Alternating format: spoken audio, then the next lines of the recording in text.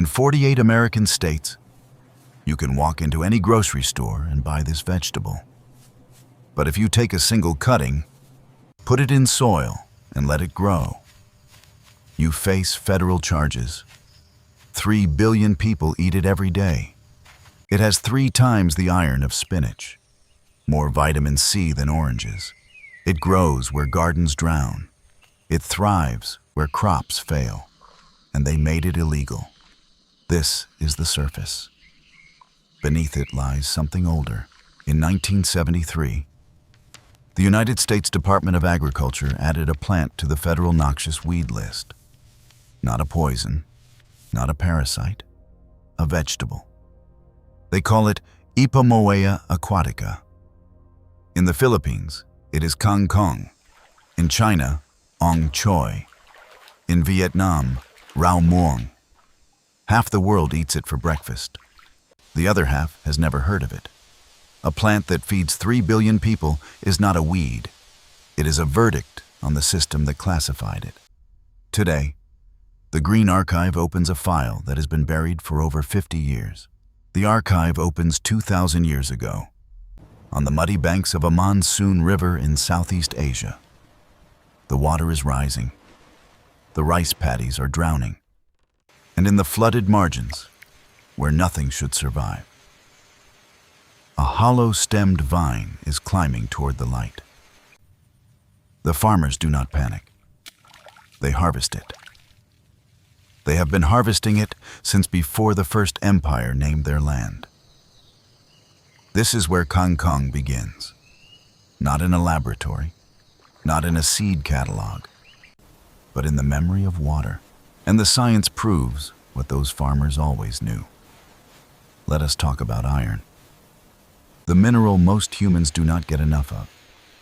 Iron deficiency affects 2 billion people worldwide. It is the single most common nutritional deficiency on Earth. Spinach, the vegetable Western nutrition has championed for a century, contains 0.81 milligrams of iron per 100 grams. Kangkong contains 2.7 milligrams. That is 3.3 times more iron. From a plant you can grow in a bucket of water, but it does not stop at iron. Vitamin C. Spinach gives you 28 milligrams. Kangkong gives you 55, nearly double.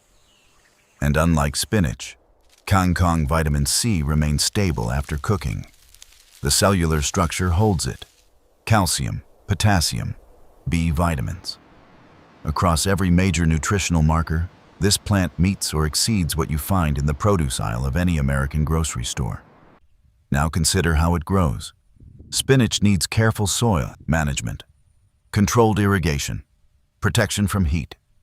Kangkong grows in standing water, in tropical heat, in conditions that would destroy a spinach crop in 48 hours.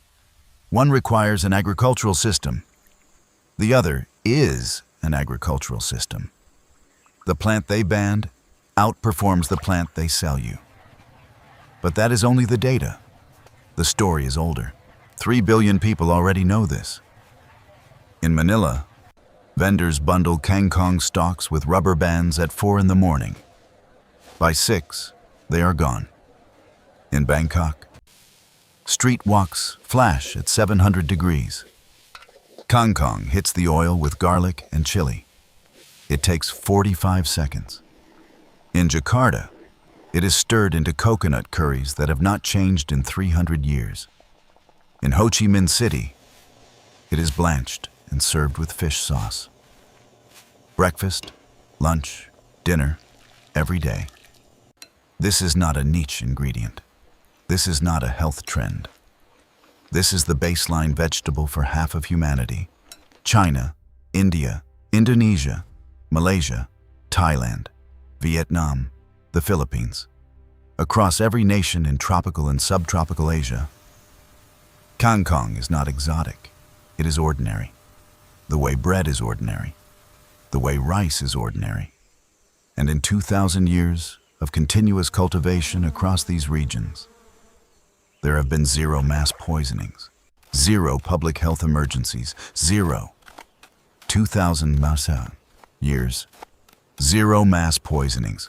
So why did one country decide it was dangerous? The archive reaches deeper now. Archaeological evidence places Kangkong domestication in ancient river civilizations of Southeast Asia. Not as a cultivated crop in the traditional sense, but as a partner. These civilizations did not fight the water. They built agricultural systems around monsoon flooding. And Kangkong was the centerpiece. Its hollow stems float. Its nodes root on contact with wet soil. Drop a cutting in moving water, and within weeks, it has colonized the bank. It crossed from Southeast Asia to South Asia, from South Asia to East Africa, from East Africa to Central America, 3 continents, without human intervention. No one planted it. It simply arrived. They did not fight the monsoon. They ate what survived it. And then the wars came. When European colonizers arrived in Southeast Asia, they brought their own vegetables, cabbages, carrots, lettuces, proper vegetables by European standards.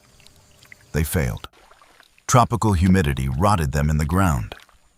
But in the irrigation ditches beside the colonial gardens, Kangkong was thriving, unbothered, unfed, unplanted. The colonizers ignored it. The locals did not. During the Second World War, Japanese occupation forces destroyed rice paddies across Southeast Asia. Millions faced starvation. But in the canals beside those ruined fields, Kangkong grew. It needed nothing from the farmers. It asked for no fertilizer, no seeds, no permission. It simply grew, and people survived. In Vietnam, during the American War, defoliants poisoned the land. Agent Orange stripped forests bare. Crops died. But downstream, where the chemicals had diluted, Kangkong regenerated. From fragments, from cuttings, from nothing that should have been alive. It slept beneath the ashes. It waited. This plant has survived colonialism, world wars, chemical warfare. It has fed populations when every other food source failed. It regenerates from fragments. It requires no investment. It produces no profit for anyone except the person who grows it.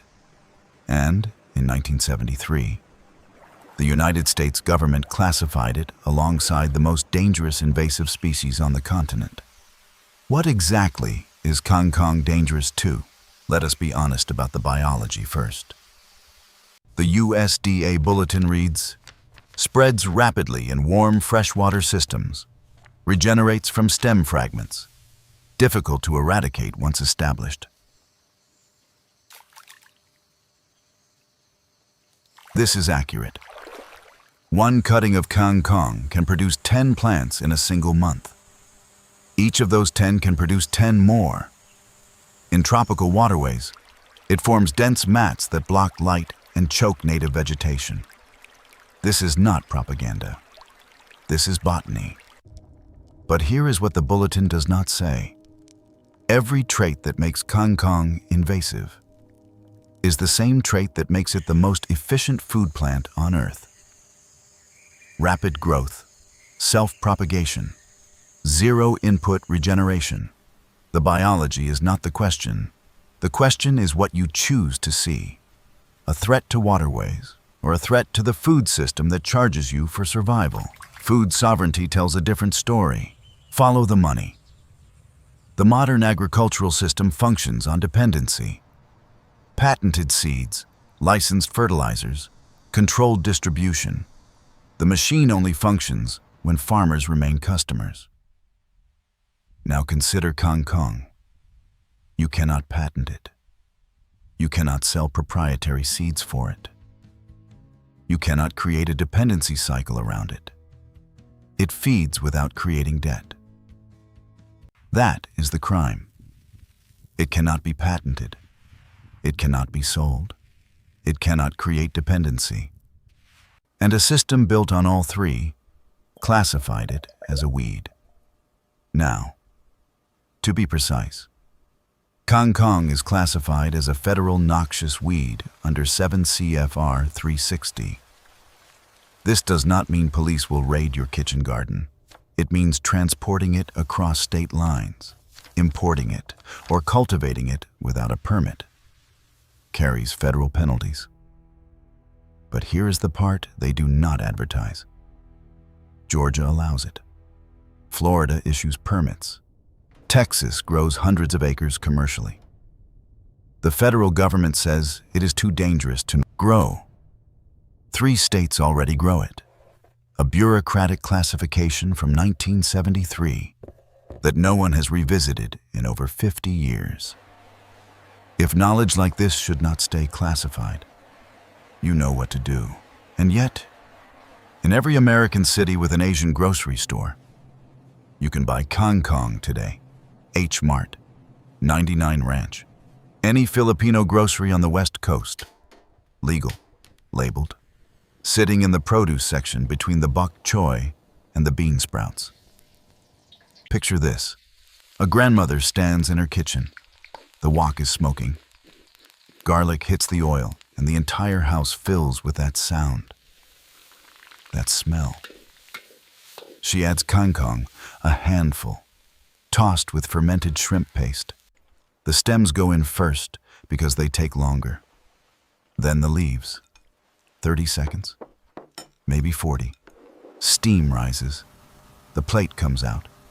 Her grandchildren eat it with rice, the way their parents ate it, the way their grandparents ate it, the way their ancestors ate it, before the Spanish arrived.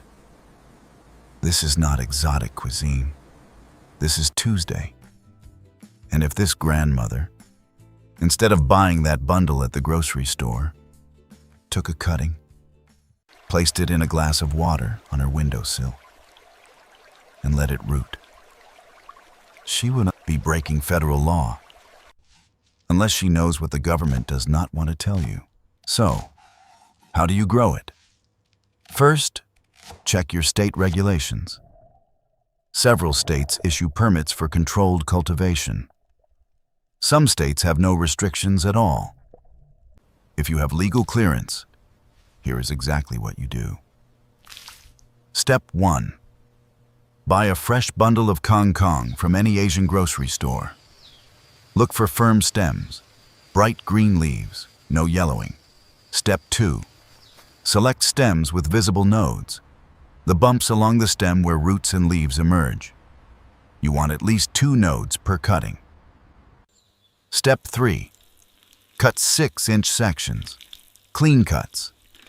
Below a node at the bottom, above a node at the top. Step 4.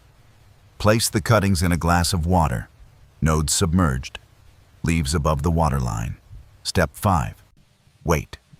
Roots appear in 5 to 7 days, new leaves in 2 weeks. Step 6. Transfer to your growing system, container garden, raised bed, or hydroponic setup. Optimal temperature, 75 to 85 degrees Fahrenheit, 6 hours of direct sunlight. Soil pH between 6.0 and 7.0. Keep the soil consistently moist or grow directly in water. Harvest 4 inches above the waterline. New growth emerges from the cut point. It regenerates in 2 to 3 weeks. 1 initial purchase. Infinite cuttings. You never buy again. 1 caution. Kangkong grown in wild waterways can absorb heavy metals and harbor parasites, including Fasciolopsis buski. Always source from clean water, or grow in controlled containers. Cook thoroughly. Do not eat wild harvested Kangkong raw. Now, your USDA zone matters. Zones 9 through 11, Florida, Hawaii, South Texas. You can grow year-round outdoors. Zones 5 through 8, treated as a summer annual. Plant after last frost, harvest until first frost. Below Zone 5. Indoor hydroponics only. A south-facing window and a 10-gallon container. It thrives in soil or water. Soil-grown tends to be more tender. Water-grown produces faster. Now imagine the math. One bundle from the grocery store, $4, maybe $5. From that single purchase, you take cuttings. Those cuttings root. You harvest. The plant regrows. You take more cuttings. Within 2 months, you have a perpetual harvest. No annual seed orders, no fertilizer dependency, no recurring revenue for anyone. This is the part that terrifies the supply chain. A food source that cannot be monetized. After the first transaction. A vegetable that turns every kitchen windowsill into a production facility. A plant that makes the consumer the farmer. If you grow it, use containers. Keep soil away from natural waterways. Compost responsibly. Do not let cuttings enter storm drains or streams. Grow it, contain it. Respect the ecology, but grow it. But there is an argument bigger than profit. We are living through a climate crisis that is rewriting the rules of agriculture. Flooding is increasing. Arable land is shrinking. Crop insurance payouts have risen over 300% in the last 2 decades. The agricultural industry is spending billions of dollars engineering flood-resistant corn, drought-tolerant wheat, climate-adapted soybeans. Billions. And there is a plant that already solved that problem. 2,000 years ago, Kangkong requires no fertilizer, no pesticides, no engineered irrigation. It thrives in floods. It produces continuously. It feeds without depleting soil. In a world where we are watching conventional crops fail year after year, we are banning a vegetable that grows in the exact conditions those crops cannot survive. Let that settle.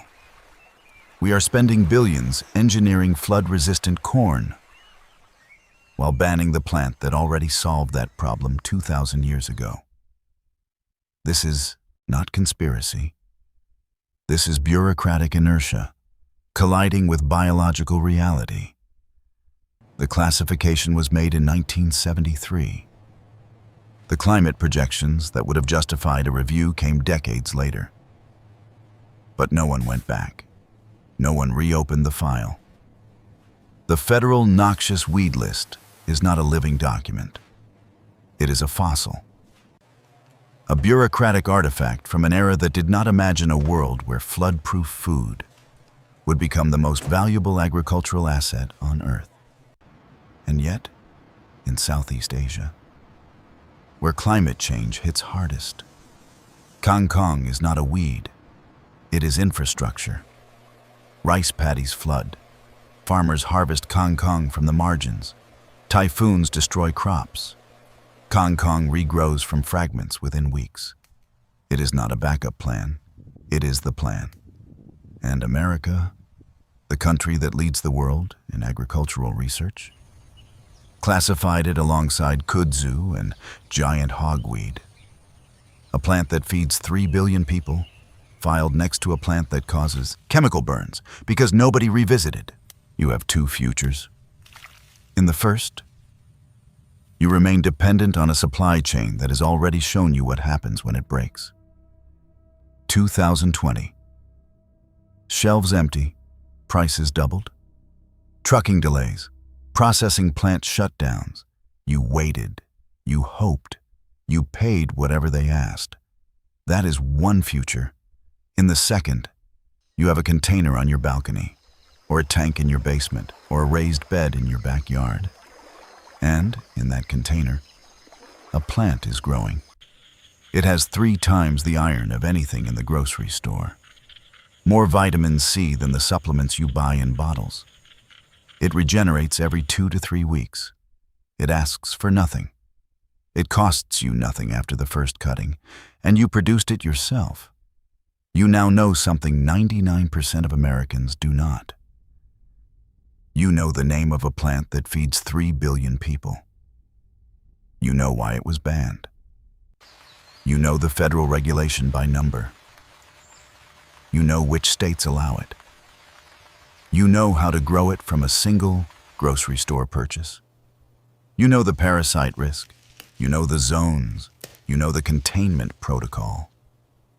This knowledge was not hidden. It was simply never presented.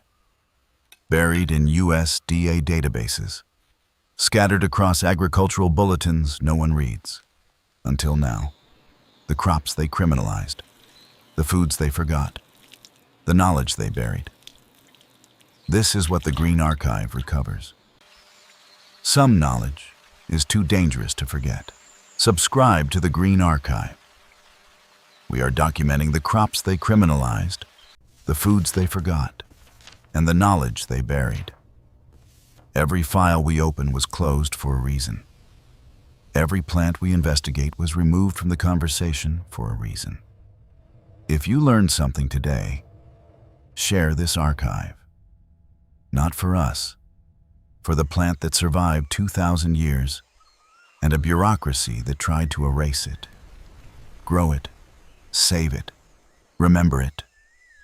And if you want to know what else the Federal Noxious Weed List is hiding, the next archive opens soon.